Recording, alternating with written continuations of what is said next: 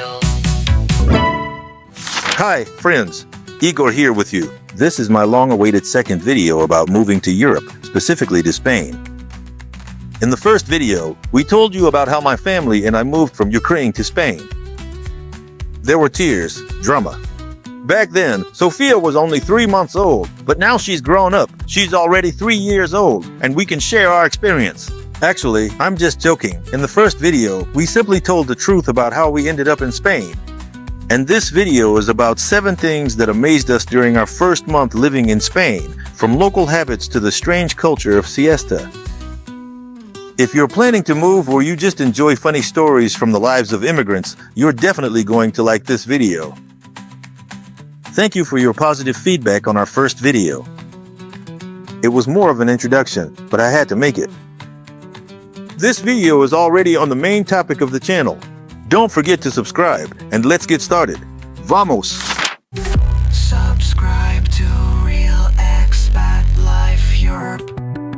Tips, truth of Europe. Before the war, I was a very well-known lawyer in Kiev, had a good career, and, to be honest, spent a lot of time traveling. You could say I saw the world. After everything that happened, moving, a new country, I've seen a lot. I thought nothing could surprise me anymore. But, as the Spanish say, no worries about vacations with real life. Or, as we say back home, don't confuse tourism with immigration. Spain, like a kind fairy, decided that the surprises in my life were just getting started. And in the very first month, it handed me a whole bunch of cultural, peculiarities. So here are 7 of the funniest and most unexpected things that completely baffled me, in the best possible way. Get ready to smile, be surprised, and see Spain through my eyes. The eyes of a Ukrainian who's already seen a bit of life and the world, and who knows the value of simple joys. Vamos, let's go! Как и зачем в Европе? Кому и por qué en Europa? What, how and why in Europe?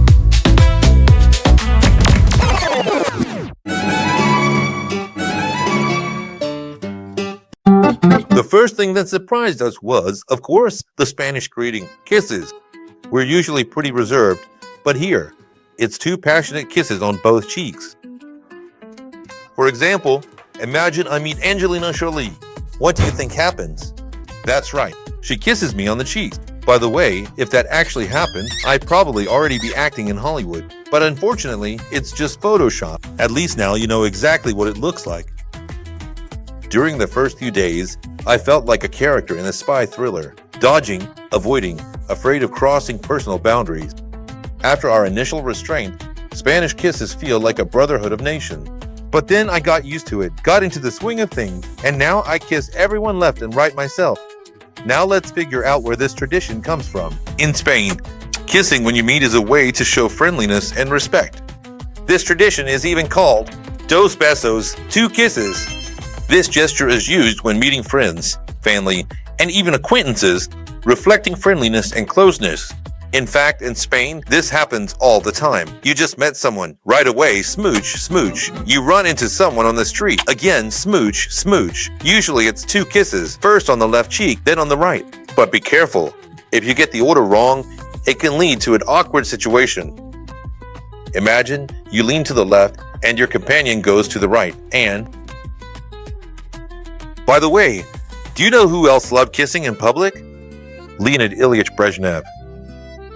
Yes, that's right, him. He was truly a master of kissing. If Brezhnev had lived in Spain, he would have felt right at home. His talent would have been truly appreciated here. But the funniest thing is when you don't know whether you should kiss or not. For example, you run into your neighbor in the elevator. Do you kiss them or not? And what if it's the mailman? I'm joking, of course, but sometimes it really is confusing. Let's keep going. Vamos!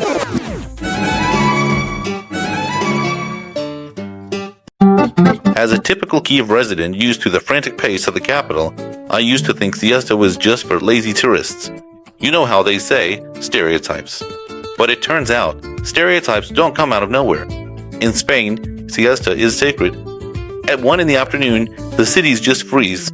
Stores are locked up, cafes are half empty, and the streets are like a sleepy kingdom. The first week, I felt like the main character in the movie Groundhog Day. Instead of getting things done, all of Spain decided to hit the reset button. But then, in the summer, when the heat hit its peak and exhaustion built up, I realized that siesta is pure genius. After the non-stop race in Kiev, siesta feels like meditation. Now I'm a siesta devotee myself. Spain is actually a mountainous country, but there are no volcanic eruptions here, because even a volcano needs a siesta. That's what the Spaniards say. I'm Aram Conneria, and of course, you'll definitely find out how to move to Europe, and specifically to Spain. How much does it cost to live in Europe, to buy real estate or groceries at the store, how to find a job without knowing the language, or even start your own business. In general, there will be a lot of useful information and all kinds of tips. And of course, I'll be sharing my personal experience as well. Subscribe to Real Expat Life Europe. Tips, truth of Europe.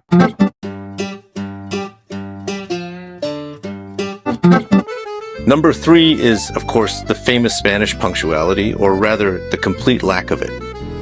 If you're a business person to the core, get ready for a shock. Here, mañana doesn't mean tomorrow. Mañana is a state of mind. If someone tells you to meet at 8, that doesn't mean a Spaniard will actually be there at 8 o'clock. Most likely, at 8 o'clock, he'll be at home thinking about the fact that he needs to meet you. At first, honestly, during the first month, it drove me absolutely crazy. In Spain, you need to make an appointment for everything, or as the locals say, get a cita. So, if you hear the slang term get a cita, it means you need to sign up or make an appointment somewhere. But if your cita has a specific time, for example, 11:30, that doesn't mean the doctor or official you're meeting will see you at 11:30. It just means you need to show up by that time. When you'll actually get in, nobody knows. In Spain, people don't even say, "I'm running late." Most often, they say, "I'm almost there." And the timelines for administrative paperwork are also very, very vague. I'd even say they don't really exist.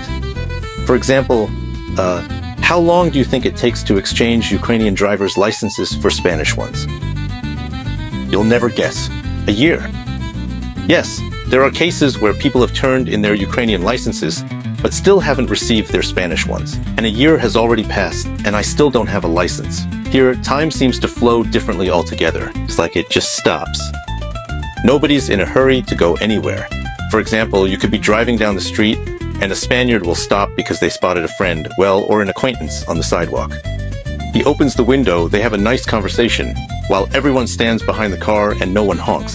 Everyone just calmly waits until they finish talking. But honestly, no one takes advantage of it. I mean, they're not standing there chatting for hours. They'll exchange a few words. Then the car moves on, and everyone reacts to it completely calmly.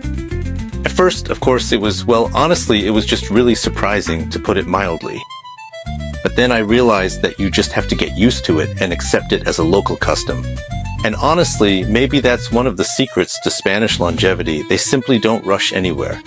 They just live in a relaxed way. And that's probably why people here live to be, well, around 80, the average life expectancy in Spain. I don't know, maybe we should learn the Spanish mañana attitude. You know, like living as if there's no clock.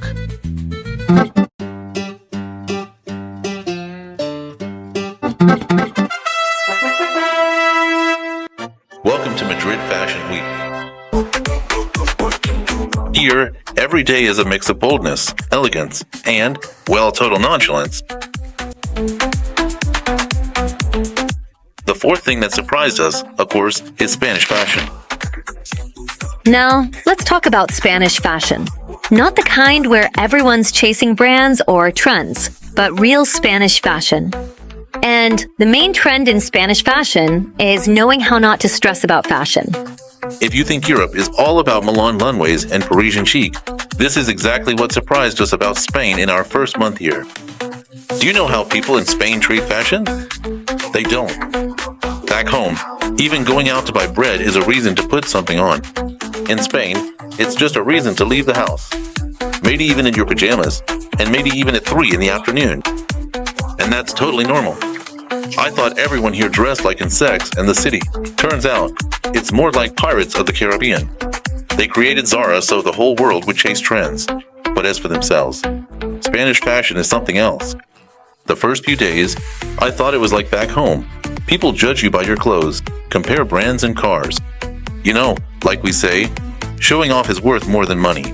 But in Spain, it's total zen. Here, honestly, nobody cares what you're wearing. The main thing is that it's comfortable, not too hot, and you can head to the beach at any moment. I have a friend, and I'm sure you know someone like this too, who chases after brands like her life depends on it. You don't have a Louis Vuitton bag? Who even are you then? But in Spain, authenticity and individuality are what people value. Here, what matters is what's inside you, not how many zeros are on your clothing's price tag. After the fashion race in Kiev, this relaxed attitude toward brands is honestly a balm for the soul. And you know what? It actually feels kind of liberating. You don't have to constantly worry about how you look. You don't need to spend a ton of money on trendy clothes. You just enjoy life. Here, people wear what's comfortable and still look stylish. How do they do it? The secret is simple. They don't chase fashion, they create it. So if you're planning to come to Spain, you can safely leave your trendiest outfits at home. Here, it's not customary to show off your wealth. People will look at you, point fingers, and say, "Look, there they go in Louis Vuitton slippers." And honestly, there's a special Spanish charm in that. Let's keep going. Toca que zачем в Европе? ¿Qué? ¿Cómo y por qué en Europa? What? How and why in Europe?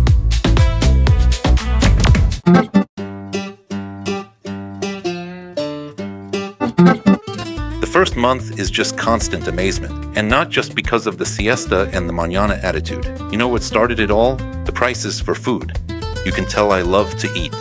And when we arrived in Spain, I thought I'd go broke just on food. But Spain said, "Relax, you won't go hungry here, you won't lose weight. And honestly, you won't end up broke either." Why? Because food in Spain is really cheap. So let's start, for example, with the supermarket. Supermarkets in Spain are a paradise for people who hate cooking pots. Half a kilometer of ready-made food. Just grab it, heat it up, and eat. Lasagna, tortilla, gazpacho, all of it for very little money. Here's that famous black seafood paella for a ridiculously low price. It's just as good as what you'd get in a restaurant. And here's another symbol of Spain, the tortilla, which I personally fell in love with. They say people here eat it more often than they breathe. Actually, tortilla isn't just food. It's a whole lifestyle. They eat it for breakfast, lunch, and dinner. Spaniards say, "Do you know why tortilla is round? Because if it were square, they'd call it an omelet." Basically, it's potatoes with an omelet and some seasonings. This one alone would last me 5 breakfasts. Of course, with jamón.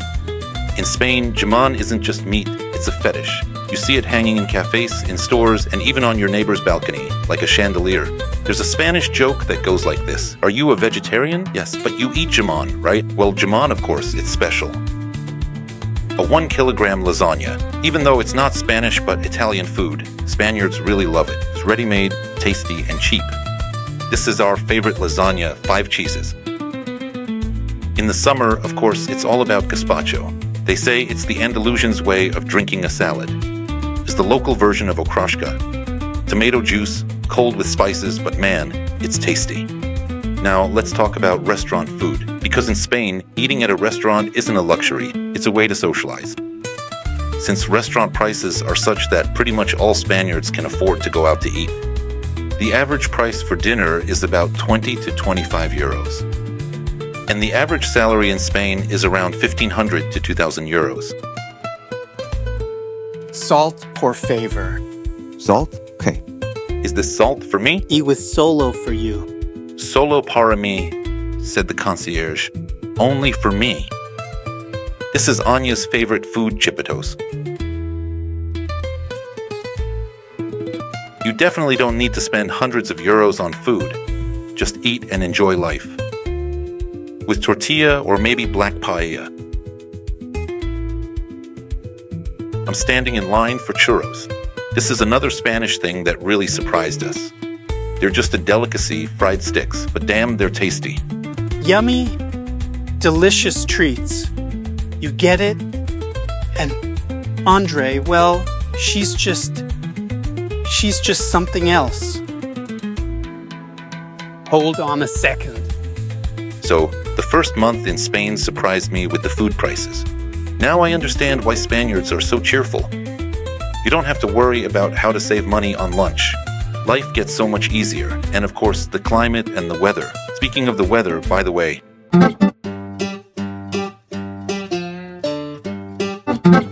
The next thing that amazed us when we arrived in Spain was, of course, the weather. Because when we left Ukraine in March 2022, it was really cold. We were all frozen and hoped we would end up on a paradise island. You know, like in those commercials. But when we got here, damn, it rained a light drizzle for a whole month, almost without stopping. It can actually get pretty cold in the winter. Right now, I'm dressed for winter because it's February, and I'm wearing a typical national Spanish clothing. Well, a vest and a sweater. It does rain in Spain. Like right now, in March, it's been raining for a week already, and there are even hurricanes sometimes, actually. Well, thank God, not often, but still, it happens. Although, of course, statistically, for 330 days a year, the weather in Spain is really comfortable and the sun is shining. But in August, it can get very hot, especially on the Costa Blanca coast. Although in the north of Spain, the weather isn't as hot as in the south, it does rain almost all winter there. So the legend that Spain has a paradise-like climate isn't entirely true. It's different at different times. Although even a light, drizzling rain won't ruin our impression of Spain, especially after Western Ukraine. Why? I'll definitely explain in the next section.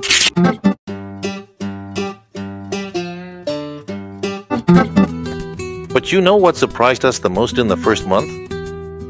Even more than Jamón, Siesta, and Mañana all together. It was, of course, the people. Spaniards are so warm and welcoming that they're probably even hotter than the Spanish sun. And the way Spain welcomed us probably made a lot of immigrants want to stay here. We arrived in Spain in March of 2022. Obviously, we only had as many belongings as we could fit in the car when we were escaping the occupation. So basically, we had nothing. And our friends, who invited us to Spain, told the Spaniards that we were refugees from Ukraine and let them know where we were living.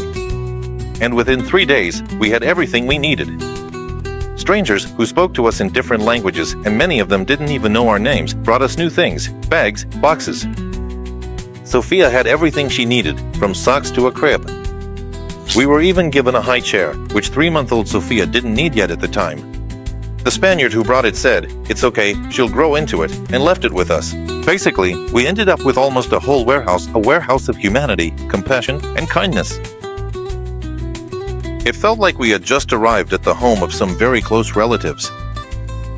And this feeling keeps going. For example, around that time, a group of 10 of us went to a photo studio to get pictures taken for our documents.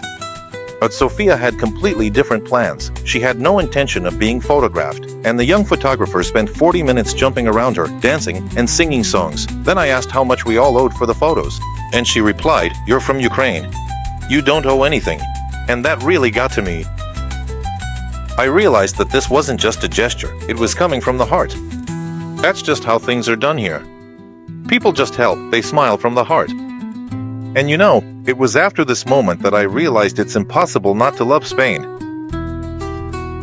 They just help, they just smile, sincerely and from the heart. That's exactly why so many people end up staying in Spain, because the Spanish mentality is all about friendliness. That's why it's so easy and comfortable for foreigners here. In Spain, you might not know the laws, you might not know the language, but you can be sure that you won't be left behind here. So, that's Spain for you.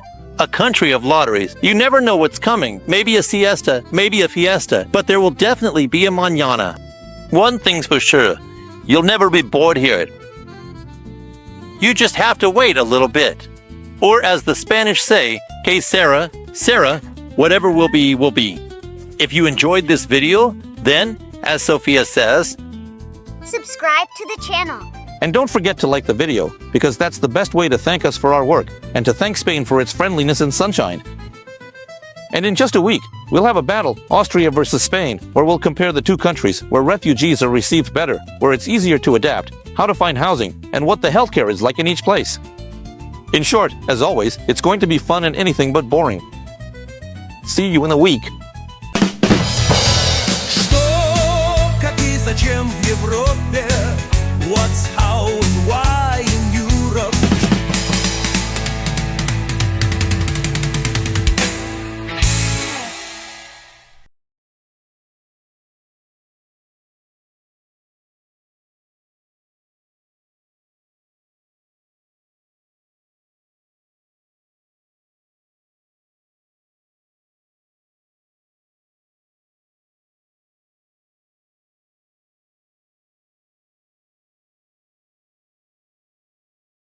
En Europa